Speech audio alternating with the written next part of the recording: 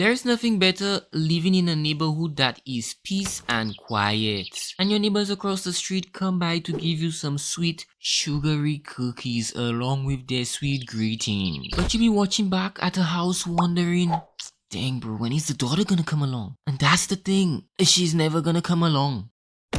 Like, you're not even gonna see these girls outside. She's locked up in a room, putting on that makeup whilst dancing in the mirror. And then she goes and proceeds to then text the boys.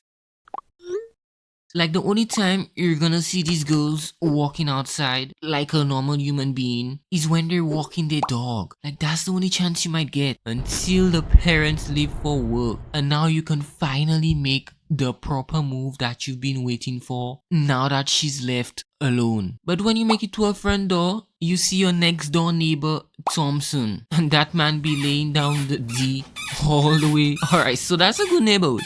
But bro, imagine getting up from your bed to the sounds of more than one bikes after dreaming about a girl that you have never yet seen in the real world. And you be trying to fall back asleep, continue this dream, but you can't because the sound of the bikes be getting louder and louder. And when you look outside, you realize that the bike isn't going anywhere, but that the neighbors be revving that bike on purpose. And it's 12 a.m. You try to go back and sleep, but you can't. And then you realize that she wasn't even sleeping. She was just thinking about this girl. And then you hear a loud laughter from multiple people that you've never ever heard before. And then you look and you see that these people are still partying, blasting their music since 6 a.m. Try to cover up with a pillow overhead because you got school in the morning. But when the morning hits, I'm jumped awake not by an alarm clock but the sound of the bikes revving. Oh my gosh, these people. You take breakfast and you head outside, and it doesn't even matter what door you exit from, but you're exposed from all angles. No privacy. You then make it to your front gate and you look up, 7 eyes staring at you. And then you notice that these people didn't even party inside the house, but in the middle of the street. Oh my gosh. And your path is filled up with all types of junk. And you be walking past. Yo, hey, yo, you good? Yes, yo, hey. And with a smile on my face, but these neighbors don't know that I haven't been sleeping good from the time that I was born. And just when you think you're about to walk off free, in the distance, you see this, oh my gosh. And you know you're about to be stopped. Yeah.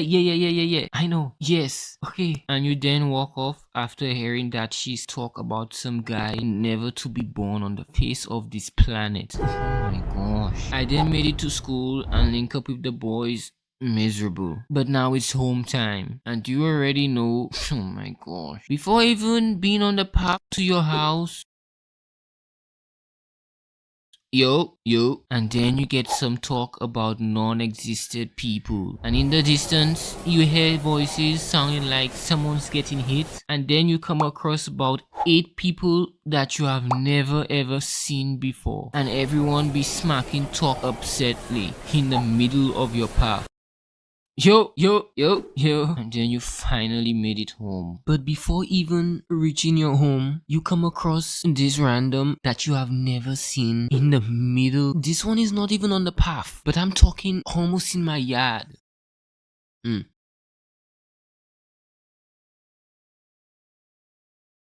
We then put a gate to block this from happening. Not too long after, we found this gate on the side. Oh my gosh. And you can finally breathe and take the smell of because that smell be coming inside with no brakes. I'm talking in all directions. Oh my god. You lock up the house and place a fan to blow that thing off, and now it's time to tackle the homework. But you can't even focus because of the goddamn music that been blasting since 6 a.m. Oh my gosh.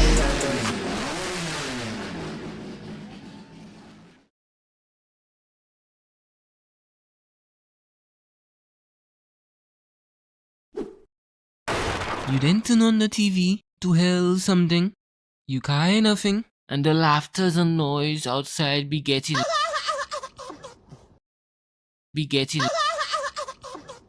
The laughter and noise outside be getting louder and louder. You look outside and you see 5 new dudes pulling up. Oh my gosh, man. And when the family comes home, they all look like they just went through the second pandemic World War crisis. I'm not talking about Corona, but the new pandemic. The most satisfying thing that I have ever came across is one day I'm coming from middle school and I'm walking and I see this policeman in the middle of my path, and this man was carrying this gigantic long gun, and I'm talking this man was suited from head to toe, all shielded, no gap. This man was ready for war. He's in the right place. And I'm like, oh. I went inside and watched at this thing through my window. This man is getting swept up. Oh. And later that day, I came to find out that nobody never got arrested. Oh my gosh. So these cops came dressed up and they walked out of there with not a single soul. What retards?